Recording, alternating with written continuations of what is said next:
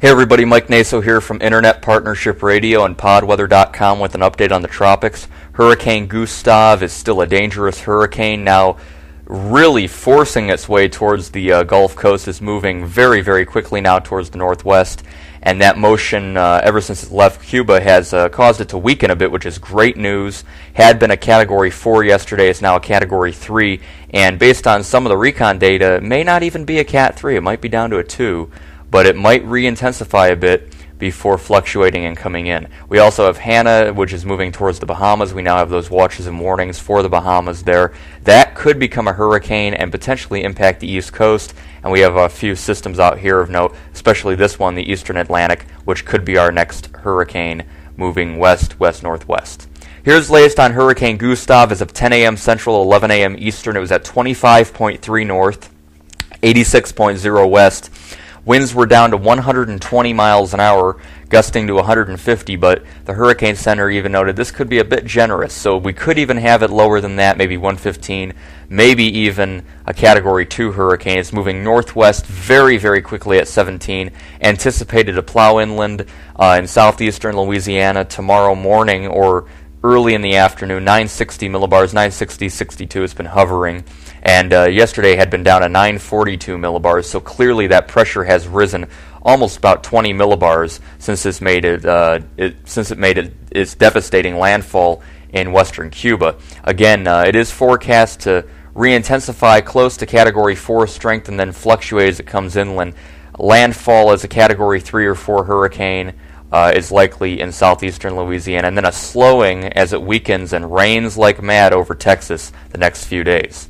You can see we do have those hurricane warnings in effect along the entire coastline, really, of the North Gulf Coast, tropical storm warnings all the way to the Big Bend area of Florida, and then those hurricane watches as well into Texas. As you can see, we have that impact coming up from the hurricane. Here's the wind field of Hurricane Gustav, and again, remember I showed you when it was over Jamaica, the tropical storm force winds extended out that far. Now look at how far they have, and that's why we have those tropical storm warnings for the Panhandle. Those hurricane force winds right around the center, and whatever major hurricane force winds there still are right around the eye, and that is all moving towards the direction. You can see over time how it went from being such a small wind field to almost nothing, and then all of a sudden, and now it's a very large and powerful Category 3 hurricane. The storm surge impacts because of that wind field, you could see, could be pretty significant. The potential storm surge with this hurricane is pretty high for southeastern Louisiana, and I'll talk about that more. Now here's the overall imagery of the Gulf of Mexico, and you can see clearly the system is not as symmetric as it had been, and we see the center of circulation right in here, but note the eye-type opening, and visible satellite imagery shows it a bit better. You can see there on visible, it does still have a organized circulation center, but it is a bit elliptical. It's not a very good shape to it. You can see it's kind of ragged, it's bursting, kind of lopsided, and that is not favorable for a major hurricane. So it is trying to wrap around a bit more there, but it's not nearly as favorable as it was yesterday when it was at almost a Category 5 hurricane in Cuba. You can see that better. We do have that opening. You might think that's the eye, and it's part of the eye, part of the convection. It's kind of all in here, moving on off towards the northwest, towards the Gulf Coast. And you could tell the direction that those upper-level winds are trying to take it, which is directly in that direction towards southeastern to central Louisiana. Again, the models are clustered there, and it's pretty good agreement that it's going to make landfall very dangerously close to the city of New Orleans. You could be on the right side, which is not what happened in Katrina. Katrina hit Buras, Louisiana, and then into areas of Mississippi. That put you on the weakest side of the hurricane. Of course, Katrina was much larger than this. It was a very intense Category 5. Katrina was a 1-in-100-year event for the Gulf Coast. We hadn't really seen anything quite like that since the 1900 Galveston hurricane. I don't think Gustav will be quite as bad, but again, if those levees fail and the flooding occurs, that will be very tragic. The GFS model shows Gustav, Hannah, and then our two waves here in the Atlantic, and you can see what happens with all of them. Gustav pushes inland by about 72 hours, it's weakening. Hannah continues to plow right up into New England, and by 168 hours it's out of here. It stalls, moves up, and moves away. We do have a few low pressure centers, but nothing much more of concern. You can see the NAM model does bring it inland, more in central to western Louisiana, and then weakens it and spins Hannah up over the Bahamas into a potent hurricane. Now, what happened with the upper-level winds over Gustav? Well, yesterday I mentioned that this anticyclone, this high pressure that's very favorable over the top of it, was a bit to the south. So even though the hurricane was up here, it was a bit lopsided, but it was favorable enough with the heat content and the pattern to become a very intense Cat 4. Well, look what happened now. The favorable winds are not over the top of the hurricane. They are to the southeast of the hurricane, and that is causing southerly wind shear, which is why we're getting such an elliptical shape and a weakening and a displaced hurricane. Once it gets under this flow here, which looks a bit more favorable but still rather strong, it might be able to fan out a bit and, if not re-intensify, at least maintain itself. But again, we can hope that this southerly shear will keep up to weaken the hurricane. It may be a Category 2 as we speak. If it is that weak, who knows? Hurricane Lily in October of 2002 was able to weaken from a Category 4 to a Category 1 in just about 10 hours. But this is not October, it's August, and we have to deal with it.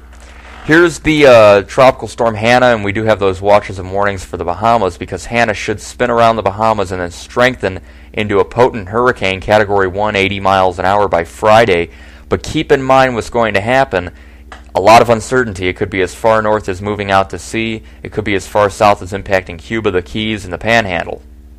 In the middle of that is the entire southeast coast of the U.S., and that is a big problem area. You can see there's no consensus with the models whatsoever, so the track and intensity forecast is really out the window. The UK Met taking it up and towards the Naples area. You have the Canadian taking it close to Cuba, then up through the Grand Bahama Island region. NOGAP's taking it in the South Carolina-Georgia border. A lot of the models, GFS taking out the East Coast, as I showed you.